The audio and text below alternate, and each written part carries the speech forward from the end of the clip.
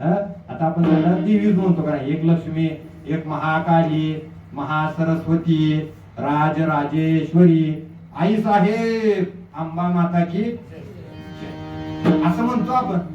परंतु यांना जरा ईर्ष्या उत्पन्न झाली. आता ईर्ष्या का बरं उत्पन्न व्हावं? ईर्ष्या का उत्पन्न व्हावं? कुत्र्याला ती काय गती आणि माणसाला प्रगती. म्हणजे माणसालाच नाही का लागू, माणसाला बी नाही, देवाला बी लागू आहे. आपल्या पुढे चाललंय म्हणल्यावर मग ती ओढायचं. मग ती ओढण्याच्या नादात अशी ईर्ष्या उत्पन्न झाली. आणि मग त्या तीन देवींनी देवांना सांगितलं की म्हणजे महाराज आता जाता खाली राहा. म्हणजे महाराज कुठं राहा? विष्णून म्हणला बसला बोलू म्हणला 6 महिन्यातून एकदा डोळा उघडतो. 6 महिन्यातून एकदा खूप बदलतो. बाकीचं सापावर पडलेला म्हणले महाराज. बसू दे महाराज, मला कशाला खाली राहावं म्हणाले. म्हणले नाही म्हणले महाराज, उठा म्हणले. सदाशिव परमात्म्याला त्या ठिकाणी पार्वतीने सांगितलं काय तुझं म्हणजे बाबा, गळ्यामध्ये त्या ठिकाणी साप टाकून सगळी त्या ठिकाणी स्मशानातली राख शिव भोळा चक्रवर्ती भोळेपणा बात करा म्हणले महाराज. लोक पुढे चाललेत म्हणले, आपल्या मृत्यू लोकात राहून आपल्या पुढे चाललेत म्हणले. म्हणल्यावर ती तिघं निघाली बाबा. कैलासावर निघाला महादेव, नंदीवर बसून निघाला.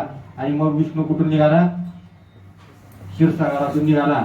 गरुड होते तिथं. ही सगळे निघाली म्हणले महाराज. आणि मग या तिघांच्या भेटी झाल्यावर मग हिने म्हणले महाराज आता काय करायचं, कसं पातिव्रत्य हरण करायचं. आता पातिव्रत्य हरण करायचं काय तर प्लॅनिंग करावं लागेल की. आपण मग रावणाला नाव ठेवतो. सगळे काय नाव ठेवतो? रावण काय केला? संन्यासाचं धारण केला रूप. आणि सीतामातेला त्या ठिकाणी भिक्षा मागायला गेला. रावणाला नाव ठेवतो आपण. देवाने काय केलं? देवाने बी तीच केली. गरुडाला एका ठिकाणी त्या ठिकाणी केलं.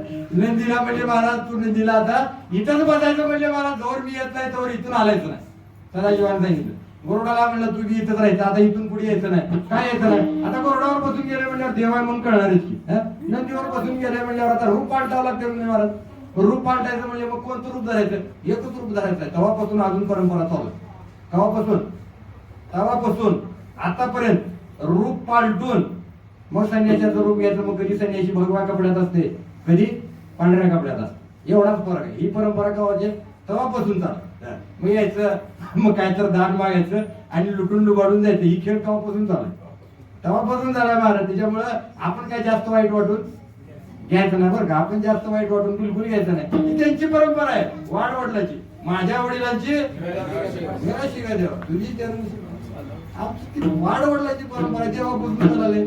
मग आपण कशाला पुढीत काढायची? मग ही परंपरा अशी चालू झाली. मग ही तिथं काय केले, आपले सगळे वाहनवादीची तिथं ठेवले. आणि मग आत्रीच्या त्या ठिकाणी आश्रमात निघाले. आणि मग जाताना यांनी संन्यास वेळ धारण केला. संन्यास वेळ. आणि वेळ कुठली गाठली? रामानं कुठली गाठली होती?